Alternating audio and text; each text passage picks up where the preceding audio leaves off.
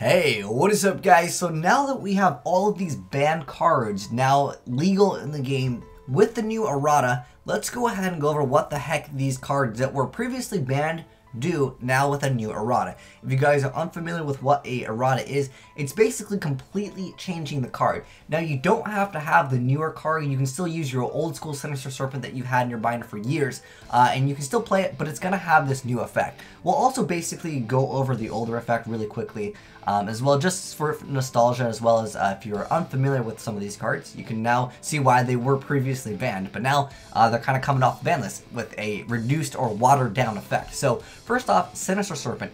His new effect is during your standby phase, if this card is in your graveyard, you can add it to your hand. Also, banish one Sinister Serpent from your graveyard during your opponent's next end phase. You can only use this effect of Sinister Serpent once per turn. So basically, this card isn't as abusable as it was previously. Previously, guys, what it didn't have that effect where you'd have to banish it. So during each of your standby phase, you just get to add this card all day. Now, this card is pretty cool when you use things like Imperial Iron Wall, or if you use other cards where it makes so you don't banish your own cards. You can definitely abuse Sinister Serpent because its effect is not once per duel; it's once per turn. So you can definitely still make use of it. In a deck that could play something like Imperial Iron Wall. I mean, heck, Imperial Iron Wall is a pretty good side deck card anyways, and if you use cards like Raigeki Break, Wind Blast, anything that discard, you can definitely gain some free advantage off of that. But Imperial Iron Wall is also a good side deck card against like things like the Infernoids. You could also technically use it against Ritual Beasts, so that's pretty cool. Nonetheless, Sinister Serpent, not as good as he was before, but definitely still a lot of potential there, maybe, in the future with other, like, archetypes, but Mermails would have abused it pretty hard. Next up, Ring of Destruction. So, its new effect is during your opponent's turn, you get to target one face-up monster your opponent controls, whose attack is less than or equal to their life points. Destroy that face-up monster, and if you do, take damage equal to its original attack, and then inflict damage to your opponent equal to the damage you took. You can only activate one Ring of Destruction per turn. Now, I do really want to mess around with the new Ring of Destruction. It's not nearly as good as it was before, because before it was just you get to destroy one face-up monster, and then both players would take the damage. It didn't have any restrictions on what the life points was, and you can activate unlimited Ring of Destruction per turn. Again, that's pretty much not relevant anyways, but I do want to abuse this card relatively hard just to see what we can do with it, because I feel like this card is really, really strong. Before, like I said, it didn't have to be your opponent's turn, and it didn't have to be a face-up monster your opponent controls. So there is definitely some downsides to this card, but nonetheless, it is now back in the game. I used to love just being able to summon a huge monster. My opponent activates like Torrential, something to get rid of my monster. I'm like, yo, Ring of Destruction, man, and then they actually lose out on their card, then they have to take damage. I really did love this card. It was OP though, for sure. Next up, we have Temple of the Kings, which was banned before we even got a chance to play this card. Anyways, it's a continuous spell card that says you can only activate, or you can activate one trap card the turn it was set. You can send one Mystical Beast of Circuit in your monster zone, and this card you control to the graveyard to special summon one monster from your hand or deck, or one fusion monster from your extra deck. You can only use each effect of Temple of the Kings once per turn. And looking at that, I was like, well, you know what? It's not going to be involving too many FTKs, because before, I mean, this is basically Mercure the Destructor. It could just, you just activate trap cards. It had no limit to how many trap cards you could activate. It's just basically you throw this on the field, you average draw, reckless greed, and you just draw like crazy. So I am glad that they eroded this card if they were going to be putting it back, because otherwise we would be getting FTK'd all day with this card. Speaking of FTKs, Exchange of Spirit, one of the most notable cards for the worst FTKs, and like it was so consistent. Anyways, Exchange of Spirit now says if both players have 15 or more cards in their graveyard, pay 1,000 life points. Each player swaps the cards in their graveyard with the cards in their deck, then shuffles their deck. You can only activate one Exchange of Spirit per duel. Now, basically, this card didn't have that effect where both players had to have 15 cards in their graveyard. You would just go ahead and cycle through all your cards, and then if you could activate Exchange of Spirit, your opponent would swap their deck in their graveyard, and then your opponent would have no cards, and then just instantly just deck out to like basically turn one. It's basically you get to beat them on their turn. It's pretty much an FTK though. There are so many ways to abuse this card, and now basically it's not nearly as good as it was before. Obviously, I mean, everything's basically getting watered down. And the last card that's getting an errata over here is Crush Card Buyers, probably the most powerful card ever to be released in the game of Yu-Gi-Oh! Without like kind of spell book judgment. But This card was a prize card at first, and it was like the coolest thing, and it was so annoying to run into if you didn't have it back in the day. And it was a very expensive card. But anyways, Crush Card Virus now says, tribute 1 Dark Monster with 1,000 or less attack. Your opponent takes no damage until the end of the next turn. Also, look at your opponent's hand and all monsters they control, and if you do, destroy the monsters among them with 1,500 or more attack.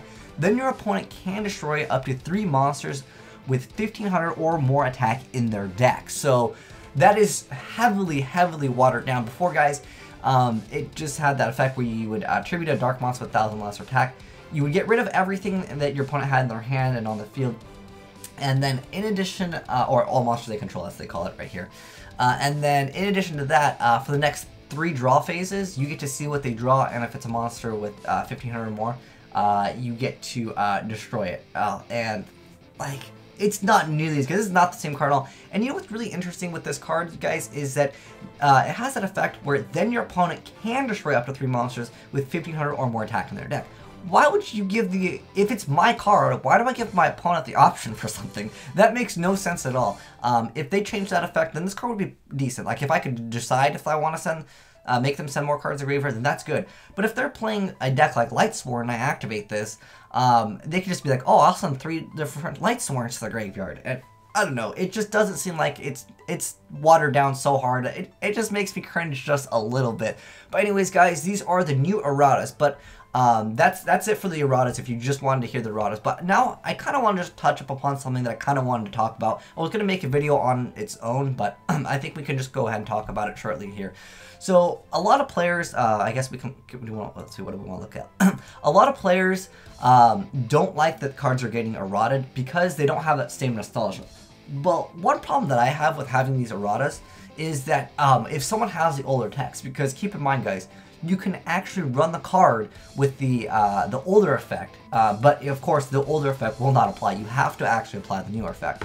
Now, some players that maybe haven't played the game in a long time, they'll bring their cards and they'll be like, oh, I saw that this card is now, you know, off the ban list. They don't know about Erratas. There's not a way that you know that the older card has an errata because, you know, it's not printed on the card. And that can cause some, you know, arguments with players. Like, you know, obviously at a tournament, you know, most players would know, well, I would hope they would know if they're going into a large Yu-Gi-Oh tournament, that you can't play the cards with their older effects because, you know, they got a reprint.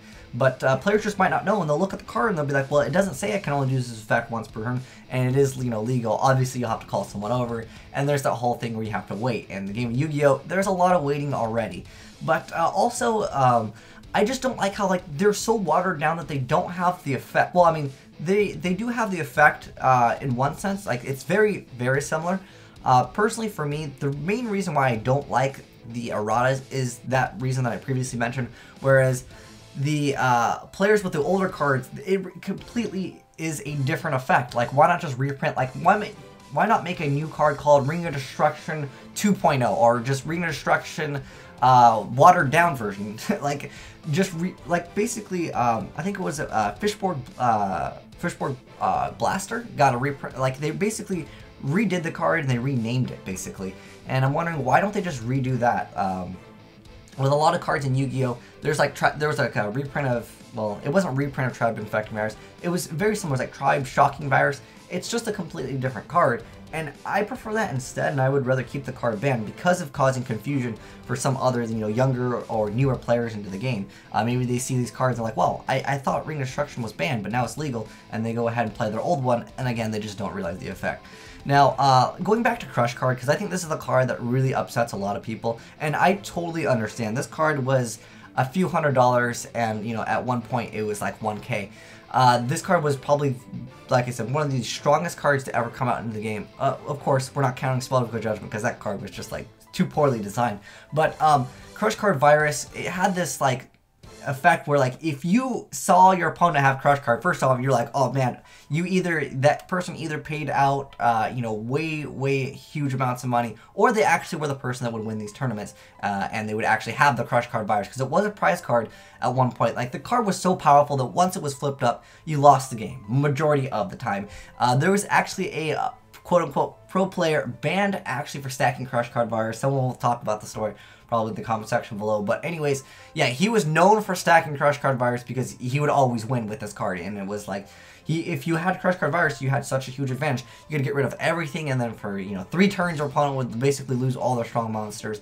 It was just such a powerful card.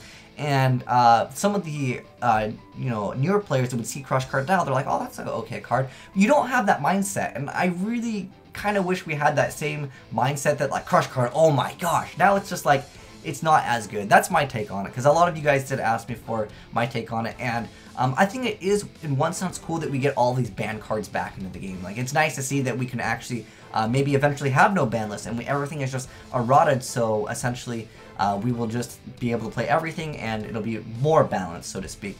But the way I see it is that because of the older text, it just causes problems. I would rather have them rename the card, like Crush Card, I was about to say Crush Card Malaria. Like, just call the virus something else, like maybe minor Crush Card virus, small Crush Card virus. Like, rename the card completely. That way people don't get confused. And then we still have the older card that we can remind ourselves, oh my gosh, Crush Card virus was a legend. And it just loses some of that legendary effect. But that's just my take on it. Let me know what your thoughts are on some of these if you want to, and down below in the comment section. But thanks for watching, guys. Asian Eyes signing out.